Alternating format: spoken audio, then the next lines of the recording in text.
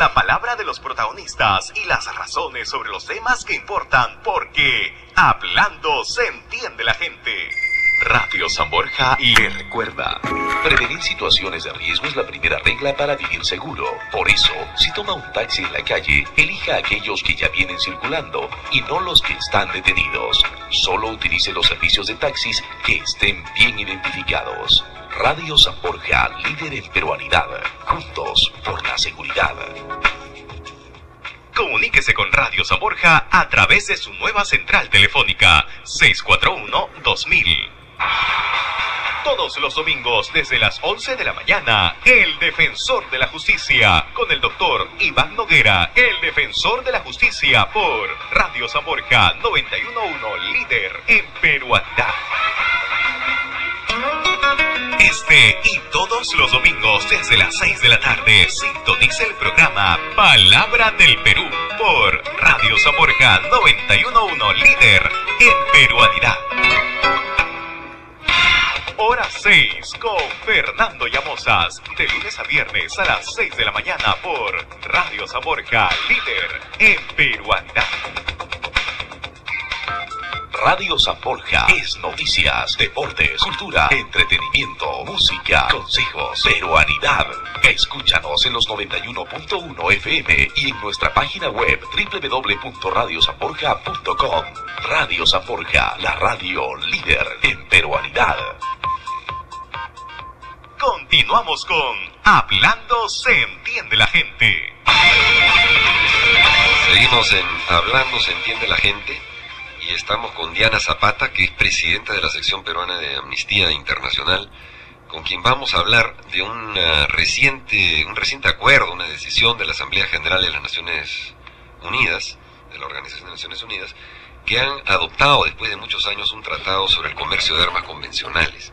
En pocas palabras, la Asamblea General de las Naciones Unidas ha acordado someter el comercio de armas a una regulación muy estricta.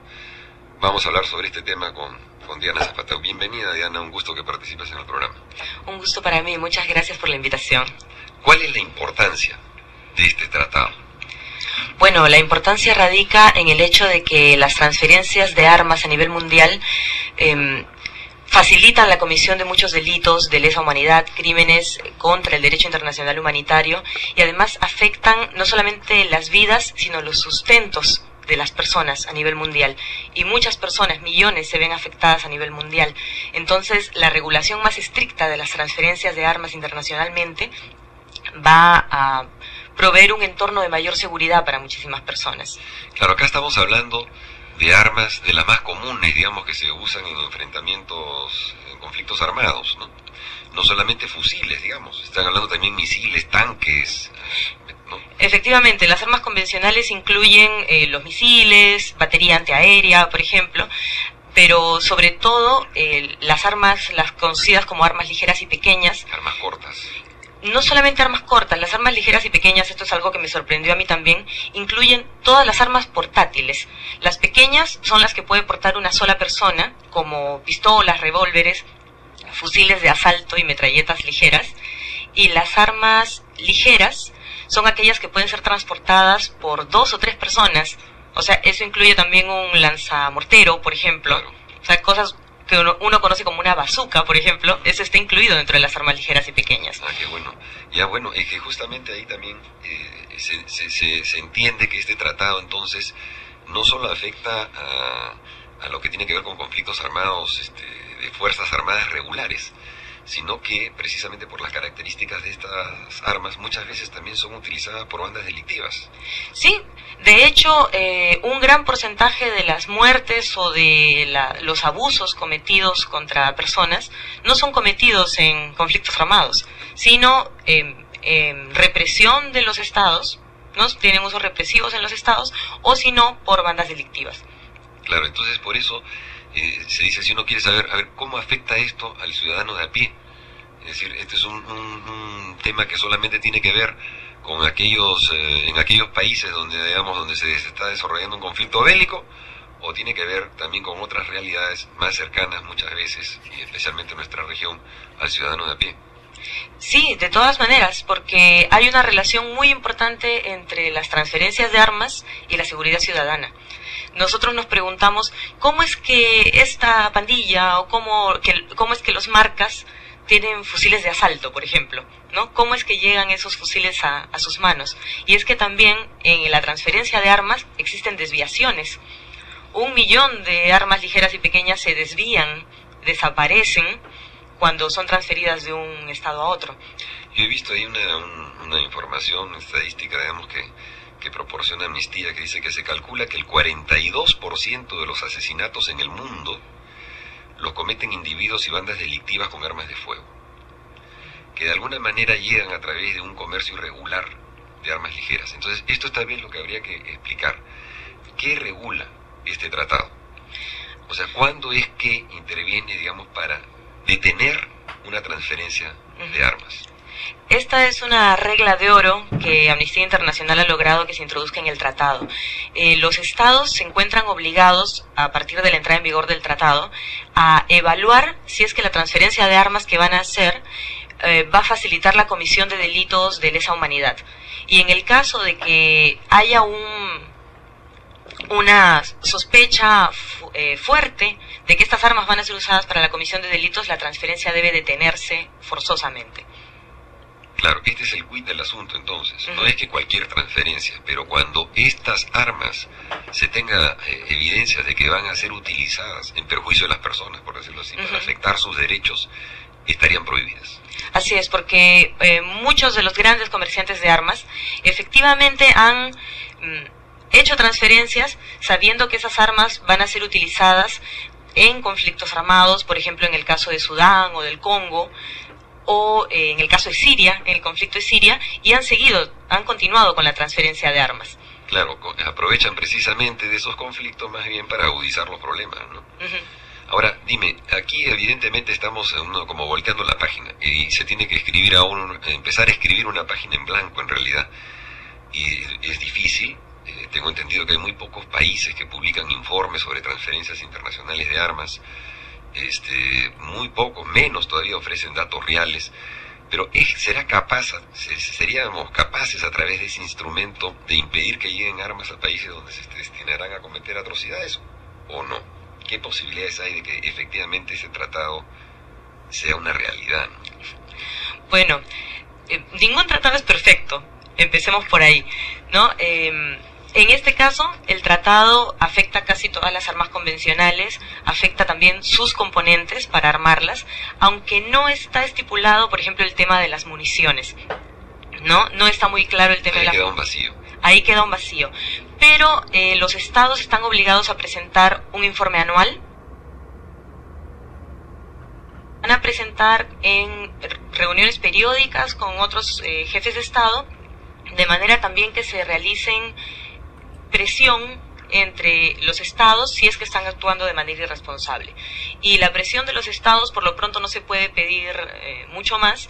La presión de los estados puede colaborar en detener estas transferencias. Claro, hay un primer tema entonces que, una vez trayendo transparencia sobre esto con la presentación de los informes que mencionas, obviamente ya expones al gobierno y a la presión pública también, o a la opinión y a la presión pública. Entonces podría ser un factor de limitación. Claro, y en caso de que haya controversia, por ejemplo, que se acusen de violación del tratado, puede haber una mediación también. Claro, hay mecanismos de arbitraje, de mediación. Entonces no es que está desprovisto de dientes, digamos, el tratado, y también se puede intervenir la Corte Internacional de Justicia, si no me equivoco. Así es. ¿No?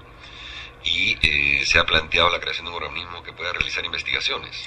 Bueno, esa es una de las ideas también, por lo que te comentaba hace un momento, de que hay muchas armas, un porcentaje más o menos grande de armas que desaparecen en desviaciones. Entonces tiene que haber un organismo de investigación que pueda encargarse de este punto en particular. Claro, hay un trabajo por hacer.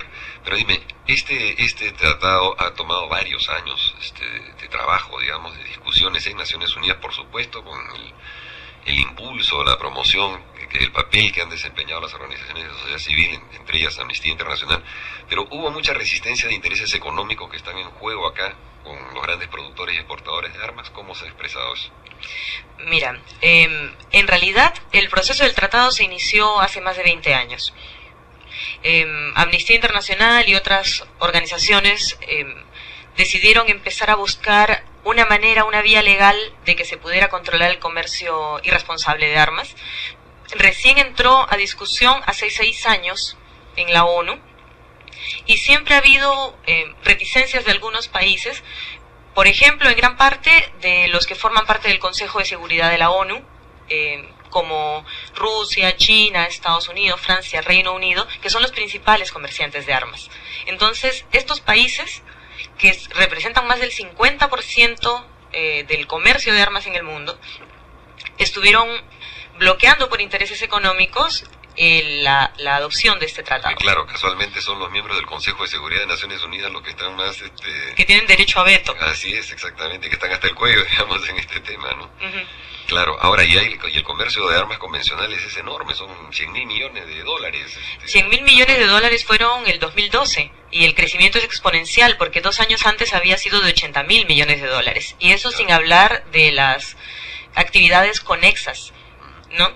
Ahora, es interesante que sepan, digamos, que prácticamente esto se logra, no por unanimidad, pero con una absoluta mayoría, ¿no? Son 154 países, creo, los que votan a 154 países votaron a favor, 3 en contra, Irán, Siria y Corea del Norte, que tienen un historial claro, de violación de derechos humanos. En el mundo actual, ¿no? Con Corea del Norte, en esta tremenda, irresponsable pataleta, digamos, que están haciendo, y Siria, ¿no? Uh-huh. También, donde hay una... Bueno, entonces...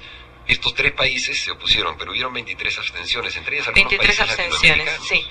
Los que conforman el grupo del ALBA. Eso ¿no? es importante saberlo, ¿no? O sea, que se conozca los países ¿Cuál ha sido el papel de la Cancillería peruana? La Cancillería peruana ha jugado un papel muy importante. Amnistía Internacional ha estado permanentemente en reuniones con la Cancillería y consistentemente el Perú ha votado siempre a favor de la adopción del tratado. Así que el papel de la Cancillería ha sido realmente importante. Ahora queda que a partir del 3 de junio se necesitarán 50 estados que ratifiquen este tratado. ¿Cómo es la situación, las posibilidades de que el Perú cumpla con, no solamente haber votado, digamos, a favor en las Naciones Unidas, pero con firmar el tratado? Sí, nosotros esperamos que la entrada en vigor del tratado, para la cual se necesitan 50 ratificaciones, no demore tanto, precisamente porque han sido 154 estados los que han votado a favor de la adopción del tratado. Ahora el tratado tiene que ir a los congresos o a los poderes legislativos de cada país para ser aprobado ahí y que pueda entrar en las legislaciones nacionales. Claro, pero las firmas, digamos, empiezan a partir del 3 de junio. A partir del 3 de junio. Junio, claro, y después vendrán las ratificaciones por los congresos y lo que fuera, pero entonces el Perú tiene la posibilidad a partir del 3 de junio de firmar este tratado, ¿no? Sí, nosotros confiamos en que el Estado peruano firme lo más cercano posible a la puesta a la espera, digamos, de las firmas de los estados que suscriban, ¿no?, el tratado. O sea, la campaña no ha terminado, la campaña todavía necesita de 50 estados que pongan para que entre en rigor. Y no terminará tampoco inmediatamente, porque para que entre en rigor tienen que firmar estos 50 estados, claro. Ahí hay bastante trabajo por hacer, pero además el tratado puede aceptar enmiendas, entonces ese tratado puede fortalecerse. Tiene cosas que todavía no están incluidas, como el tema de las municiones. Entonces, el trabajo va a continuar para poder favorecer que estas enmiendas hagan el tratado mucho más sólido. Bueno, felicitaciones por este trabajo que creo que han culminado con éxito, y espero que, se sabe, que Amnistía Internacional continuará ejerciendo la presión que sea necesaria para que este tratado entre en vigor y después para fiscalizar su cumplimiento. Felicitaciones, porque creo que es algo que beneficia muchísimo a millones de personas, como literalmente se ha dicho, que están sometidas a condiciones realmente críticas de inseguridad y su vida está en riesgo, ¿no? Muchísimas gracias por participar en el programa. Ha sido Diana Zapata, presidenta de la sección peruana de Amnistía Internacional, y con ustedes nos despedimos hasta el próximo domingo a las 9 de la mañana para seguir en Hablando se entiende la gente. Hablando se entiende la gente. Nuevamente el próximo domingo a las 9 de la mañana, vía los 91.1 de Radio San Borja, con la dirección y conducción de Hans Landot y la producción de Yamira Albán. Escríbanos a hablamosgente@gmail.com. Síganos en Twitter @hablamosgente y @Radio San Borja.